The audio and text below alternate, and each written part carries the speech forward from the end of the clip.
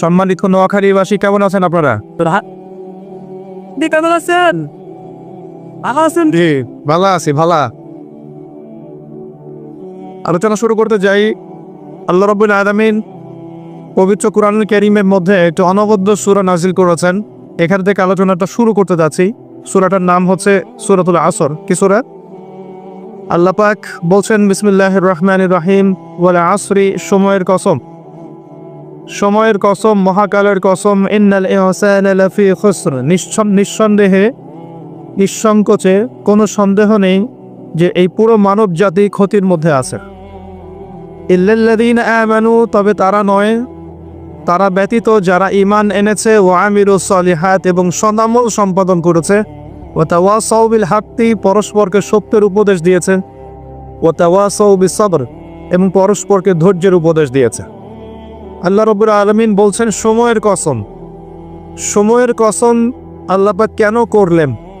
তার আগে আমরা একটু জেনে নেই যে আল্লাহ পাক কি কসম করতে পারেন কিনা। উত্তর হচ্ছে হ্যাঁ, আল্লাহ রাব্বুল আলামিন তার সৃষ্টির কসম করতে পারেন, কিন্তু সৃষ্টি হিসেবে আমাদের জন্য জায়েজ নেই যে আমরা আল্লাহ ছাড়া অন্য কারো নামে কসম করব। নবী সাল্লাল্লাহু আলাইহি ওয়াসাল্লাম বলেছেন, মান হালাফা বিগাইরি ইসমিল্লাহি ফাকাদ কাফারা, কেউ যদি আল্লাহ ছাড়া অন্য কারো নামে কসম করে বা শপথ করে, সে যেন কুফরি করলো। কি করলো? আমরা যদি কসম করতেই চাই, শপথ করতেই চাই, তাহলে আল্লাহর নামেই কসম করতে হবে। আর আল্লাহর নামে কসম করলে অবশ্যই কসম পূরণ করতে হবে, শপথ পূরণ করতে হবে। যদি পূরণ না করি কাফফারা দিতে হবে, কমপক্ষে 3টা রোজা রাখতে হবে। আল্লাহ পাক তার সৃষ্টির নামে কসম করে থাকেন। যেমন আল্লাহ পাক বলেছেন, ওয়া তিন ফলের কসম, ওয়া জাইতুনের কসম। 3 ফল খেয়েছেন কখনো? জাইতুন ফল দেখেছেন? জাইতুনের তেল সম্পর্কেও হাদিসে আসছে, এটা বরকতময় তেল। জাইতুনের তেল বরকতময়, এটাকে খেতে বলা হয়েছে, গায়ে ব্যবহার করতেও বলা হয়েছে। ওয়া তুরি সিনিন, আল্লাহ পাক তুর পাহাড়ের কসম করেছেন, সিনাই পর্বতের কসম করেছেন। ওয়া হাযাল বালাদিল আমিন, এই পবিত্র শহরের কসম বলতে আল্লাহ পাক মক্কার কসম করেছেন। এরকম প্রচুর কসম আল্লাহ পাক কোরআনে করেছেন। স্পেশালি আম্মা পারা, যেটা আমরা বলি 30তম পারা, এই পারায় প্রচুর শপথ আপনি দেখতে পারবেন। ওয়া দুহা, দ্বিপ্রহরের কসম, ওয়া লাইল, রাতের কসম। ঠিক আছে? কোন কোন ক্ষেত্রে আল্লাহ পাক এই মহাবিশ্বের কসমও করছেন তারকার অবস্থান স্থলে। আল্লাহ পাক বলছেন, ফালা উকসিমু বিমাওয়াকিন নুজুম ওয়া ইন্নাহু লাকাসামুল লাউ তা'লামুন আযীম। সূরা ওয়াকিয়ার শেষের দিকে আল্লাহ পাক নক্ষত্রগুলোর অবস্থান স্থলেরও কসম করেছেন। কোন কোন ক্ষেত্রে আল্লাহ পাক নিজেরও কসম করেছেন, ফালা ওয়া রাব্বিক, কখনো নয়, তোমার রবের শপথ করে বলছি, তোমার রবের শপথ করে বলছি, মানে আল্লাহ পাক নিজেই নিজের কসম করছে যে ফালা ওয়া রাব্বিকা, কখনো নয়, তোমার রবের কসম করে বলছি, তারা মুমিন হতে পারবে না যতক্ষণ পর্যন্ত তোমাকে, হে নবী মুহাম্মদ সাল্লাল্লাহু আলাইহি ওয়াসাল্লাম, তাদের মধ্যে অমীমাংসিত বিষয়ে তোমাকে ফয়সালাকারী রূপে গ্রহণ না করছে। এখানে আল্লাহ পাক নিজের কসম করছে। আল্লাহ রাব্বুল আলামিন আল কোরআনে বহু কসম করেছে, আর এটা প্রত্যেক বুদ্ধিমান শ্রোতাই বুঝে ফেলবেন। আল্লাহ পাক যখন যে বিষয়ের কসম করেন, নিঃসন্দেহে সেটা সবচেয়ে গুরুত্বপূর্ণ বিষয় হবে, তাই নয় কি? আল্লাহ পাক এখানে সময়ের কসম করছেন, মানে সময়টা আমাদের জীবনে খুবই ইম্পর্টেন্ট একটা জিনিস।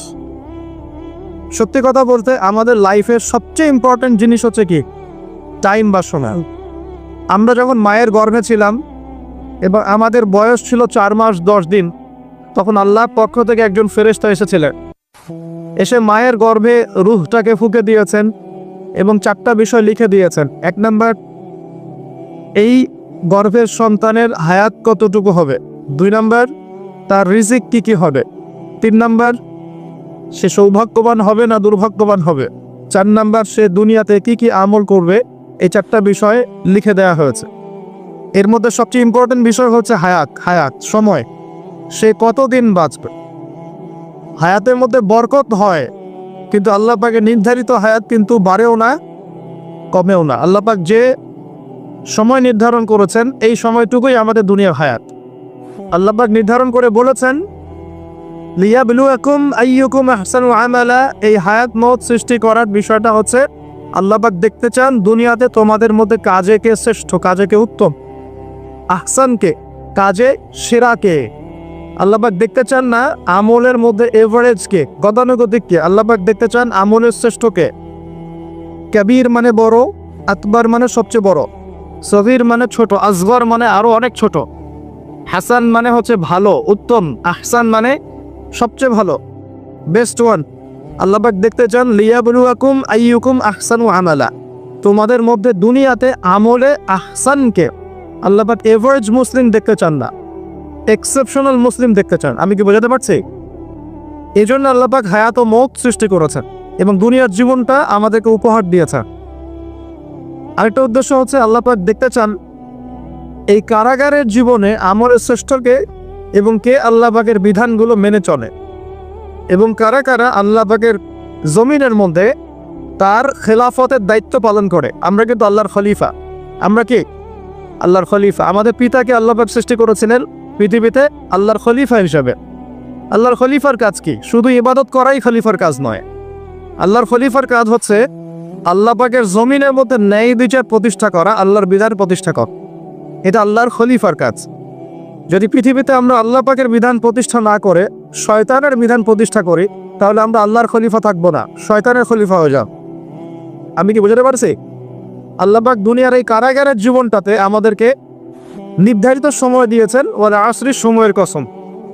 আরেকটা অর্থ এখান থেকে নেওয়া যায়, সেটা হলো আল্লাহ পাক সময়ের কসম করে আমাদেরকে মূলত অতীতকালের দিকে তাকাতে বলছেন। কোন দিকে? অতীতের দিকে। কোরআন খুললে আপনি দেখবেন, আমার সামনে যে কিতাব আছে আল্লাহ পাকের কিতাব আল কোরআনুল কারীম, এই কোরআনুল কারীমকে আপনি তিনটা ভাগে ভাগ করতে পারবেন।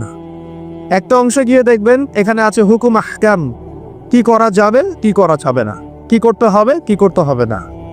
দ্বিতীয় অংশে গিয়ে আপনি পাবেন আল্লাহ রাব্বুল আলামিনের তাওহীদ, তাওহীদ, রিসালাত, আখিরাত, এই বিষয়টা পাবেন।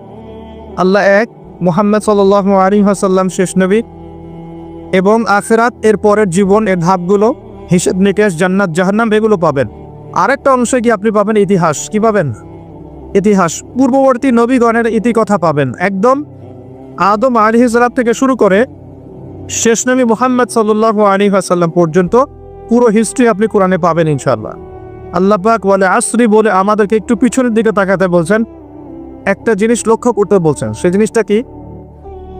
সেই জিনিসটা হচ্ছে আল্লাহ পাক লক্ষ্য করতে বলছেন যে আদম আলাইহিস সালাম থেকে শুরু করে শেষ নবী পর্যন্ত, মানে মুহাম্মদ রাসূলুল্লাহ সাল্লাল্লাহু আলাইহি ওয়াসাল্লাম পর্যন্ত আল্লাহ পাকের একটা কমন সুন্নত দেখা যাচ্ছে। কমন সুন্নত, সাধারণ সুন্নত। কি সুন্নত? প্রত্যেক যুগে যুগেই যারা আল্লাহ পাকের বিধান মেনেছে, তার নবীর আনুগত্য করেছে, আল্লাহ পাক সেই মুমিন মুসলিম বান্দাদেরকে দুনিয়াতেও নাজাত দিয়েছেন, পরকালেও জান্নাত দিয়েছেন। ঠিক আছে কথা? আচ্ছা, আরেকটা সুন্নত হচ্ছে প্রত্যেক যুগে যুগে আদম থেকে নিয়ে শুরু করে মুহাম্মদ সাল্লাল্লাহু আলাইহি ওয়াসাল্লাম পর্যন্ত প্রত্যেক যুগে যুগেই যে বা যারাই আল্লাহর কথা শোনে নাই, আল্লাহর বিধান মানে নাই, তার নবীর আনুগত্য করে নাই, আল্লাহ পাক দুনিয়াতেও ধ্বংস করেছেন, আখিরাতেও ধ্বংস করেছেন। এই সুন্নতটা ইতিহাসে একদম কমন। আমি এক্সাম্পল দিয়ে বোঝাচ্ছি। নূহ আলাইহিস সালামের যুগে চলে যান, একটু খেয়াল করে দেখেন 950 বছর দাওয়াত দেওয়ার পরে মাত্র 40টা বা 80টা পরিবার ইসলাম কবুল করেছে। আল্লাহ পাক এই সারা দুনিয়ায় সেই 80টা পরিবারকেই বাঁচিয়ে রাখলেন, নিষ্কৃতি দিলেন, উদ্ধার করলেন, বাকি সবাইকে ডুবিয়ে মেরে দিলেন। আল্লাহর সুন্নাত। আল্লাহ পাকের কিছুই পরোয়া নাই। পরোয়া আছে? আচ্ছা, তারও একটু আগে যান, আদম আলাইহিস সালামের 2 ছেলে হাবিল এবং কাবিল, মনে আছে? কাবিলের কুরবানি কবুল হয় না, হাবিলেরটা কবুল হয়। তো এখানে হিংসা, এখানে কি হিংসা, পরশ্রী কাতরতা। তারটা কেন কবুল হয়, আমারটা কেন হয় না? এই হিংসার বশবর্তী হয়ে এক পর্যায়ে কাবিল হাবিলকে হত্যাই করে ফেলল, এবং সেই হত্যাকাণ্ডের সাক্ষী ছিল একটা পাখি, তার নাম কি? কাক। কাক, হ্যাঁ। বিষয়টা হচ্ছে যে কাক সাক্ষী যে আদম আলাইহিস সালাম এর 2 সন্তান, এক সন্তানকে হত্যা করার পর আরেক সন্তান মাথায় হাত দিয়ে বসে আছে। কিভাবে তার ভাইকে দাফন করবে এই জ্ঞান তার কাছে নাই। আল্লাহ পাক কাককে পাঠালেন, সে মাটি খুঁড়ে দেখালো কিভাবে দাফন করতে হয়। তার মানে শিক্ষা বলে চারপাশেই আছে। শিক্ষা গ্রহণ করার জন্য সবসময় টেক্সট বুকের প্রয়োজন হয় না। শিক্ষা গ্রহণ করার জন্য সবসময় টেক্সট বুকের প্রয়োজন হয় না। এই ডারউইনের মতবাদের প্রয়োজন হয় না। শিক্ষা গ্রহণ করার জন্যে একটু দূরদর্শিতাই যথেষ্ট। বহু মানুষ এই পৃথিবীতে বেঁচে আছেন যাদের অক্ষর জ্ঞান নাই, লিটারাল জ্ঞান নাই, কিন্তু তারা অনেক বেশি অভিজ্ঞতা সম্পন্ন আছেন না? আচ্ছা, এমনকি আমাদের প্রিয় নবী মুহাম্মদ রাসূলুল্লাহ সাল্লাল্লাহু আলাইহি ওয়াসাল্লাম কিন্তু এই আক্ষরিক জ্ঞান আলিফ বা তা সা এগুলো লিখতে পড়তে জানতেন না। এটা কি আপনারা জানেন? আল্লাহ পাক তাকেই শেষ নবী করেছেন এবং আমরা তাকে বলি তিনি উম্মি। উম্মি মানে হচ্ছে অক্ষর জ্ঞানহীন। কিন্তু এই পৃথিবীর সবচাইতে জ্ঞানী মানুষ, ইতিহাসের শুরু থেকে শেষ পর্যন্ত সবচাইতে জ্ঞানী মানুষ হচ্ছেন মুহাম্মদ রাসূলুল্লাহ সাল্লাল্লাহু আলাইহি ওয়াসাল্লাম। অক্ষর জ্ঞানী সব কিছু নয়। সিগনেচার করতে পারলেই এই আপনার একটা জাতি জ্ঞানী হয় না। সাক্ষরতার হার বাড়লেই একটা জাতি জ্ঞানী হয় না। একটা জাতি জ্ঞানী হয় তখন যখন তার ভিতরে আধ্যাত্মিক পরিবর্তন আসে, যখন তার ভিতরে মানবিক গুণগুলো ইনস্টল হয়, যখন সে মানবতার কল্যাণে কাজ করতে পারে, যখন সে খারাপ পথে যায় না, ন্যায়ের পথে থাকে, অন্যায়ের পথে যায় না, তখন সে ভালো হয়। অক্ষর জ্ঞান সব কিছু নয়। আর আমরা এখন পাশের হারটাকে বেশি ফোকাস করি। কত পার্সেন্ট পাশের হার, কত পার্সেন্ট শিক্ষিত, এটা বড় কথা নয়, কত পার্সেন্ট পাশের হার। পাশের হার সব কিছু নয়। একটা দেশ আছে এখনো পৃথিবীর, তার নাম ভুটান। কি নাম? বলা হয় যে পৃথিবীর সবচেয়ে সুখী দেশগুলোর মধ্যে একটা হচ্ছে ভুটান। তারা কিরকম জানেন? কৃষিকাজ করে। হ্যাঁ, কৃষিকাজ করে, দিন আনে দিন খায়, চাষাবাদ করে, ফসল ফলায়। যে ফসল খাওয়া দাওয়া করার পরে যেটা বেঁচে যায় সেটা এক্সপোর্ট করে। কেউ কারোর সাথে হানাহানিতে যায় না। হ্যাঁ, ছোট ছোট ছোট পরিবারে বিভক্ত, গোত্রীয়, সেখানে গোত্রীয় বিভাগ আছে, কিছু পলিটিশিয়ানরাও আছে, কিন্তু কারোর সাথে কোনো হানাহানি কাটাকাটি এইসব এই তারা। পৃথিবীর সবচেয়ে সুখী দেশগুলোর তালিকায় ভুটানকে বলা হয় একটা দেশ। যে শিক্ষা নিলেন কার্বির কার কাছ থেকে? কাকের কাছ থেকে। এখানে একটা হাদিস মনে পড়ে যায়, শেয়ার করি। নবী সাল্লাল্লাহু আলাইহি ওয়াসাল্লাম বলেছেন, এই পৃথিবীতে প্রথম হত্যাকাণ্ড সংগঠিত করেছিল কাবিল। এই জন্যই এই পৃথিবীতে যত মানুষকে অন্যায়ভাবে হত্যা করা হবে, বিনা কারণে অন্যায়ভাবে হত্যা করা হবে, এই সমস্ত খুনের যে পাপ, এই পাপের একটা অংশ কাবিলের আমল নামায় যুক্ত করা হবে বলে নাউজুবিল্লাহ। সপ্তাহে জারিয়া যেমন আছে, আরেকটা টার্ম আছে, সেটা হলো গুনাহে জারিয়া। এটা কি? একটা মাদক দ্রব্যের বার ফুলেছেন, আপনি মারা যাওয়ার পরেও যদি মানুষ মাদক খেতে থাকে, কবরে শুয়ে শুয়ে গোনা পাবেন ইনশাআল্লাহ। একটা গান গেয়েছেন যেখানে আজে বাজে মিউজিক আছে, বা আজে বাজে শিরকি কথা আছে, কুফরি কথা আছে, মানুষকে আপনার আল্লাহ থেকে দূরে সরাচ্ছে। যত মানুষ সেই গান গাবে এবং শুনবে, আপনার মৃত্যুর পরেও কবরে শুয়ে শুয়ে সেই গোনা পাবেন ইনশাআল্লাহ। একজন মানুষ সিনেমা হল করেছে এবং সেখানে নগ্ন ছবি প্রদর্শন করা হয়। আর এখনকার বেশিরভাগ সিনেমাতেই নগ্ন ছবি দেখানো হয়, কারণ এখন অনলাইনে ঢুকলেই মনে হয় এই জগৎ সমান সমান যৌনতা, মানে এই পৃথিবীটাই মানে যৌনতা, সবখানেই যৌনতা। এমনকি একটা স্যান্ডো গেঞ্জি কিনতে যাবেন, সেখানেও দেখবেন একটা নগ্ন মেয়ের ছবি দিয়ে রেখে দিয়েছে, মানে সব যৌনতা। তো এই যে সিনেমা হলটা করেছেন, যত মানুষ এখানে সিনেমা দেখবে, যদি আপনি মারাও যান, যত মানুষ সিনেমা দেখতে থাকবে, এই গোনার একটা অংশ আপনার কবরে অটোমেটিক ট্রান্সফার হতে থাকবে ইনশাআল্লাহ। এভাবেই যদি আপনি মাদ্রাসা করেন, যত মানুষ পড়বে, আগামীতে শিক্ষিত হবে, দিনের জ্ঞান অর্জন করে মানুষের মধ্যে দাওয়াতের কাজ করবে, সমস্ত নেক আমলের একটা অংশ আপনি পাবেন ইনশাআল্লাহ। একটা মসজিদ করেছেন, মসজিদে ইনভেস্ট করেছেন, একটা মসজিদ করে দিয়েছেন, এই মসজিদে যত মানুষ নামাজ পড়বে ইনশাআল্লাহ আপনি এর একটা নেকির ভাগিদার হবেন ইনশাআল্লাহ। আপনি একটা বই লিখেছেন অথেন্টিক সুন্দর, এই বই যত মানুষ করে উপকৃত হবে, আপনি কবরে শুয়ে শুয়ে নেকি পাবেন ইনশাআল্লাহ। ভালো কিছু বলেছেন, ভালো লেকচার দিয়েছেন, যত মানুষ শুনবে, আমল করবে, জীবন পরিবর্তন করবে, ইনশাআল্লাহ আপনি কবরে শুয়ে শুয়ে নাকি পাবেন ইনশাআল্লাহ। এটা সবচেয়ে সেরা ইনভেস্ট, সবচেয়ে সেরা ব্যবসা। আল্লাহ পাক আমাদেরকে এ ধরনের ব্যবসা বেশি বেশি করার তৌফিক দান হয়। এখানে একটা প্রশ্ন আসবে যে হাবিলকে কেন কাবিল হত্যা করলো? উত্তর হচ্ছে হিংসা। উত্তরটা কি? এই কাবিলের সুন্নত কিন্তু 1400 বছরেও, 1400 বছর না, 1400 বছর তো নবীর যুগই চলে গেছে। আসলে এই লক্ষ লক্ষ বছরের পরেও কাবিলের এই সুন্নত কিন্তু শেষ হয়ে যায় নাই। এখনো কিন্তু হাবিল কাবিলের সুন্নত সমাজে আছে। যখনই দেখা যাবে যে কেউ কোনো ভালো কাজ করছে বা ভালো কিছু হচ্ছে, তেমন এক শ্রেণীর কাবিল অটোমেটিক বের হয়ে যাবে, যারা এই হাবিলের পিছনে লেগে যাবে। কথা কি না? প্রতিটা সেকশন এটা আছে। যদি পলিটিক্যাল ক্ষেত্রে একজন পলিটিশিয়ান ভালো কাজ করা শুরু করে, কিছু কাবিল বের হয়ে তার বিরোধিতা করা শুরু করবে, দেখবা। সমাজের ক্ষেত্রে কিছু ভালো নেতা যদি বের হয়, তারা ভালো কাজ করছে মানব সেবামূলক, কিছু বের হবে কাবিল যারা এর পিছনে লেগে থাকবে। ধর্মীয় ক্ষেত্রেও দেখবেন যদি ভালো কিছু আলেম, ওয়াইজ, ভালো মুফাসসির, আপনার লেখক বা ভালো কিছু বের হয়, ভালো বড় পার্সন বের হয় যারা দিনের জন্য কাজ করছেন, উম্মার জন্য কাজ করছেন, এক শ্রেণীর কাবিল অটোমেটিক বের হয়ে যাবে যাদের কাজই হবে 24 ঘন্টা তার পিছনে লেগে থাকা। এতে করে ফায়দা কি? এতে করে কাবিলদের কোনো ফায়দা নাই, এতে করে হাবিলের ফায়দা আছে। কিরকম ফায়দা? হাবিল কি বলছিল? হাবিল বলছে যে তুমি যদি আমাকে মারার জন্য হাত প্রশস্ত করো, আয়াতে পড়ে দেখেন সূরা মাইদার মধ্যে আছে, শুরুর দিকেই আছে, তুমি যদি আমাকে হত্যা করার জন্য হাত প্রশস্ত করো, আমি কখনো তোমাকে হত্যা করার জন্য হাত বাড়াবো না। এটা হাবিলের কথা। কত উচ্চ লেভেলের শিক্ষা তার পিতামাতা তাকে দিয়েছে, কত উঁচু লেভেলের শিক্ষা আদম আলাইহিস সালাম এবং হাওয়া আলাইহিস সালাম তাকে দিয়েছেন, কত উচ্চ মানের তাকওয়া তার মধ্যে ছিল। সে বলছে তুমি যদি হাত বাড়াও আমাকে মারার জন্য, হে কাবিল, আমি তোমাকে হত্যা করার জন্য আমার হাত বাড়াবো না, বরং আমি ভয় করছি আমাকে হত্যা করলে তুমি আমার এবং তোমার সমস্ত গুনাহ নিয়ে কিয়ামতের মাঠে উঠবে এবং তুমি শয়তানের অন্তর্ভুক্ত হয়ে যাবে। তাহলে কাবিল কি শেষমেশ এই দলে পড়ে নাই? এই দলেই পড়েছে। আল্লাহ পাক আমরা সবাইকে হাবিল হওয়ার তৌফিক দান করুন, আর দৃশ্য অদৃশ্যের কাবিলদের থেকে আল্লাহ পাক হেফাজত করুন বলি আমি। এখানেও একটা সুন্নত আল্লাহ পাকে দেখেন, সময়ের কসম, খেয়াল করেন যে ওই সময়ও আল্লাহ পাক হাবিলকে রক্ষা করেছেন, পরকালে জান্নাত দিয়েছে। কাবিল কিন্তু জান্নাতে যাচ্ছে না, তার ঘাড়ের মধ্যে নিজের ভাইয়ের হত্যার অপরাধ আছে। নবী পরিবারের সন্তান হওয়া সত্ত্বেও তার পরিণতি কিন্তু ভালো হলো না। খেয়াল করেছেন কি? আচ্ছা, এবার সামনে যান।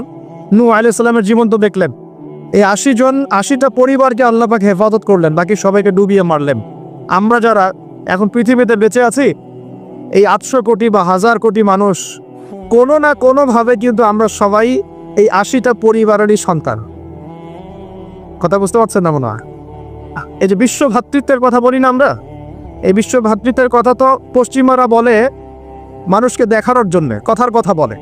সত্যিকারের বিশ্ব ভ্রাতৃত্ব শিখতে হলে কোরআন পড়তে হবে। সত্যিকারের বিশ্ব ভ্রাতৃত্ব শিখতে হলে কোরআন পড়তে হবে। কোরআন বলছে এই যে পরিবারগুলোকে আল্লাহ পাক বাঁচিয়েছেন, যদি উপত্যকায় এই নৌকা গিয়ে ঠেকেছে, ওই নৌকায় যারা ছিলেন তাদেরকে দিয়ে পরবর্তীতে পৃথিবী আবাদ করা হয়েছে। নূহ আলাইহিস সালামের 4 সন্তান ছিলেন। কয় সন্তান? একজন হচ্ছে শাম। কি নাম? শাম। এই শাম এর বংশধর হচ্ছে এই যে মিডল ইস্টের মানুষরা, মধ্যপ্রাচ্যের যে মানুষরা আছে, এরা শামের বংশধর। এক ছেলের নাম হাম। হাম ছিল কালো বর্ণের, মানে ব্ল্যাক স্কিন। এই হামের বংশধর হচ্ছে আফ্রিকান কন্টিনেন্টে যে মানুষগুলো আছে, আফ্রিকান কন্টিনেন্ট, এই যে কালো কালো মানুষগুলো, তারা কিন্তু হামের বংশধর। একজন হচ্ছে ইয়াফাস। ইয়াফাস হচ্ছে ওই ইউরোপিয়ান যারা, এরা হচ্ছে ইয়াফাসের বংশধর, সাদা চামড়া। আর একজন সন্তান ছিল, তার নাম সম্ভবত কেনান। এই সন্তান নৌকায় ওঠে নাই। সে বলেছিল, তার বাবা তাকে ডাকছিল, নৌকায় আসো, আল্লাহর আযাব থেকে আজকে কেউ বাঁচাতে পারবে না। সে বলছে যে আমি পাহাড়ে উঠে যাব, পাহাড় আমাকে সেভ করবে। নবী পরিবারের সন্তান হওয়ার পরেও এই কেনান পানিতে ডুবে মারা গেল। আল্লাহ পাক তাকে বললেন, হে নূহ, লাইসা মিন আহলিক, সে তোমার পরিবারের কেউ না। নূহ আলাইহিস সালাম বলছেন, আল্লাহ, সে আমার সন্তান, তাকে মাফ করে দাও। আর আল্লাহ পাক বলছেন, লাইসা মিন আহলিক, সে তোমার পরিবারের কেউ না। মানে আল্লাহর হুকুম আহকাম না মেনে চললে নবী পরিবারের সন্তান হয়েও কেউ আল্লাহর গজব থেকে বাঁচতে পারবে না। আর আমরা তো কিছুই না, আমরা কিছু। তা আমাদের অহংকার শোভা পায়, আমি অমুক আলেমের সন্তান, অমুক মুহাদ্দিসের সন্তান, অমুক বক্তার সন্তান, অমুক পলিটিশিয়ানের সন্তান, অমুক রাষ্ট্রনেতার সন্তান। এইসব জাতি, বর্ণ, গোত্র, এগুলো আল্লাহর আযাব থেকে বাঁচাতে পারবে না যদি কোরআন সুন্নাহ ফলো না করে চল। এটা মূল কথা। আরো সামনে যান। এবার ইব্রাহিম আলাইহিস সালামের যুগটা আপনাকে দেখাই। ওই যুগের সময়টা দেখেন, বলে আসনি। ওইখানে আল্লাহ রাব্বুল আলামিন ইব্রাহিম আলাইহিস সালাম এবং তার অল্প সংখ্যক অনুসারীকে উদ্ধার করেছেন, বাঁচিয়েছেন। নমরুদের এই বিশাল রাজত্ব আল্লাহ পাক ধসিয়ে দিয়েছেন কি দেন নাই? আল্লাহর সুন্নাত পরিবর্তন হয়েছে? হয়। আল্লাহ পাক ইব্রাহিম আলাইহিস সালামকে আগুনের পরীক্ষা থেকেও বাঁচিয়েছেন, আর নমরুদকে সামান্য মশা দিয়েই মেরে ফেলেছে। আল্লাহর সুন্নাত কোনো পরিবর্তন হয়নি। নবী মূসা আলাইহিস সালামের যুগে যান, ফেরাউনের বিশাল বাহিনী, এখনকার রাশিয়ান বা ন্যাটো বা ইউরোপিয়ান কন্টিনেন্টে যত আছে, এই সবগুলোকে একত্রিত করলেও মনে হয় ফেরাউনের বাহিনীর মতো হবে না। এই পুরো বাহিনীটাকে এক মনে হয় 1 ঘন্টার মধ্যেই আল্লাহ পাক লোহিত সাগরে ডুবিয়ে মেরে দিলেন। একদিনের মধ্যেই আল্লাহ পাকের কোনো পরোয়া নাই। আর বনু ইসরাইল আর মূসা আলাইহিস ইসলামকে আল্লাহ পাক উদ্ধার করলেন। আল্লাহ পাকের সুন্নত এটাই, যুগে যুগে ওয়াল আসরি, একই সুন্নত। আজ জাতির কথা দেখেন, বিশাল আকার দেখেন মানুষ ছিল, একদম তাল গাছের সমান সমান লম্বা। তার একটা কথা বলত, মান আশাদ্দু মিন্না কুওয়া, আমাদের চেয়ে শক্তিশালী কে আছে, তারা বলতে কথা। আল্লাহ পাক ওদেরকে 6 দিন 7 রাতের মধ্যেই এই বাতাসের তীব্র বেগে উপড়িয়ে দিলেন, খেজুর গাছের কাণ্ডের মতো ঘরের সামনে পড়ে থাকুন। কেউ বাঁচাতে পারলো না। বাঁচাতে পারলো? পরের জেনারেশন আসলো সামুদ জাতি, তাদের নবীর নাম কি? সালেহ আলাইহিস সালাম। সালেহ আলাইহিস সালাম দাওয়াত দিলেন, তারা দাওয়াত কবুল করলো না।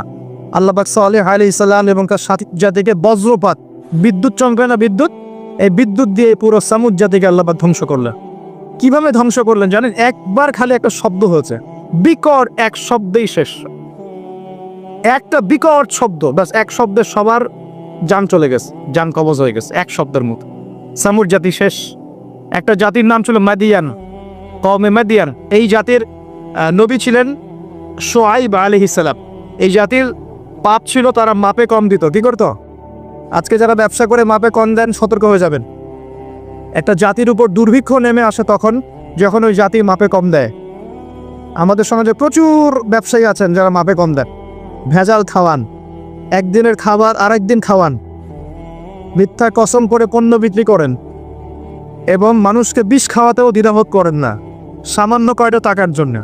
সামান্য কয়টা টাকার জন্য। কয়দিন আগে দেখলেন না, এই যে বিরিয়ানি একটা রেড করলাম, দেখেন নাই? ওই যে 2 গ্লাস খাওয়াচ্ছে, খান, আপনারা খান, ওরা খাবে না, ওরা খাচ্ছে না। এরকম ব্যবসায়ীর সংখ্যা কি কম না বেশি? সবখানেই প্রতারণা। আমি এদিকে আসছি পরে ইনশাআল্লাহ। মানে শেষ জামানার সবচেয়ে বড় সমস্যাগুলোর মধ্যে একটা হচ্ছে বিশ্বাসহীনতা, প্রতারণা। এই জামানায় আমানত উঠে যাবে। কি উঠে যাবে? আমানত উঠে যাবে। আমানতদার ব্যক্তি খুঁজে পাওয়া যাবে না। নবীজি বলছেন ফসকার মতো মনে হবে, ফসকার মতো। গায়ে ফসকা পড়লে যেমন 2-একটা দাগ থেকে যায়, এরকম আমানতদার ব্যক্তি রেয়ার খুঁজে পাওয়া যাবে। মানুষ বলবে অমুক গ্রামে একটা আমানতদার ব্যক্তি আছে, এত রেয়ার হয়ে যাবে। সবখানে প্রতারণা। ঢাকার মতো শহরে যারা আমরা থাকি, মানুষের চোখে মুখে গেলে অবিশ্বাস, খালি অবিশ্বাস। কেউ কাউকে বিশ্বাস করতে পারে না। কেউ যদি একটা ভিক্ষুক যদি এসে গ্লাসের মধ্যে নক করে বলে যে আমাকে 2টা টাকা দেন, আমি ভাত খাইনি 3 দিন, বিশ্বাস করতে কষ্ট হয় যে সত্যি সত্যি নিচ্ছে না মিথ্যা নিচ্ছে। এত অবিশ্বাস এখন। তারপরে ভিক্ষারও সিস্টেম, বলে যে আমাকে একটা কম্বল কিনে দেন, আর বড় বড় ফিগার চাচ্ছে, বড় ফিগার। আমি শাড়ি কিনবো, আমি লুঙ্গি কিনবো। সবার কাছে এই কথা বলে বলে সে টাকা উঠাচ্ছে। পরে গিয়ে দেখেন ওই টাকার একটা অংশ সে মাশাআল্লাহ নষ্ট করে ফেলছে, আর একটা অংশ দিয়ে কি করছে জানেন? শুনলে অবাক হয়ে যাবেন। একটা কোলের বাচ্চাকে নিয়ে ভিক্ষা করছে, কোলের বাচ্চা। এই কোলের বাচ্চাটা সে হায়ার করে আনছে একজনের কাছে, ভাড়া নিয়ে আসছে। সেটা তার বাচ্চা না, অন্য কারো বাচ্চার ভাড়া নিয়ে আসছে, এবং সেই বাচ্চাটাকে ঘুমের ওষুধ খাইয়ে দেয়। কি খাইয়ে দেয়? ঘুমের ওষুধ খাইয়ে দেয়। ফিডারের সাথে অন্য কিছুর সাথে ঘুমের ওষুধ খাইয়ে দেয়। বাচ্চা ঘুমায়, আর বাচ্চাকে ফেলে রেখে সে বলে যে বাচ্চা অসুস্থ, চিকিৎসার জন্য টাকা দেন, চিকিৎসার জন্য টাকা দেন। মানুষ টাকা দিয়ে যায়, কেউ দেয় না, দিয়ে যায়। এই যে একটা টাকা হয় সারাদিন শেষে, বাচ্চা ঘুমিয়েই আছে, বাচ্চা ঘুমের ওষুধ খাওয়া। তারপরে এই বাচ্চাটার ওসিলায় যে টাকাগুলো সে আর্ন করলো হারাম পথের, এর একটা অংশ সে এই বাচ্চার আসল পিতামাতাকে দিবে, দিয়ে বাকি অংশ সে সিন্ডিকেট করে খেয়ে ফেলবে। এটাও হয় ঢাকা শহরে। তাহলে এই যুগে আপনি কাকে বিশ্বাস করবেন? কিভাবে বিশ্বাস করবেন? এটা অবিশ্বাসের যুগ চলছে। জনগণ সরকারকে বিশ্বাস করতে পারে না, সরকার জনগণকে বিশ্বাস করতে পারে না। সমাজ নেতা জনগণকে বিশ্বাস করতে পারে না, জনগণ সমাজ নেতাকে বিশ্বাস করতে পারে না। একজন ইমাম সাহেবকে মুসল্লি বিশ্বাস করতে পারে না, মুসল্লিকে ইমাম সাহেব বিশ্বাস করতে পারে। কোনো ক্ষেত্রে একটা ওয়াজ মাহফিল হচ্ছে, ওয়াজ মাহফিলের আয়োজক কমিটিকে বক্তা বিশ্বাস করতে পারে না, বক্তাকে ওয়াজ মাহফিলের কমিটি বিশ্বাস করতে পারে। এমনও হচ্ছে, ওয়াজ করে চলে গেছি, এমনও হয়েছে যে খামের ভিতরে সব পাত্তি, কিছুই নাই। তো এরকমও যে হইতে পারে সেটা তো কল্পনা ছিল না। আসেন হুজুর, দেখা যাবে। আসার পরে আর দেখার নাম নাই। কোনো মাহফিল হচ্ছে এমন, মাহফিল সে নেমে গাড়িতে ওঠার পর মাহফিল কমিটির ফোন নাই, বন্ধ। কিভাবে বাসায় যাবো কোনো ফিকির নাই।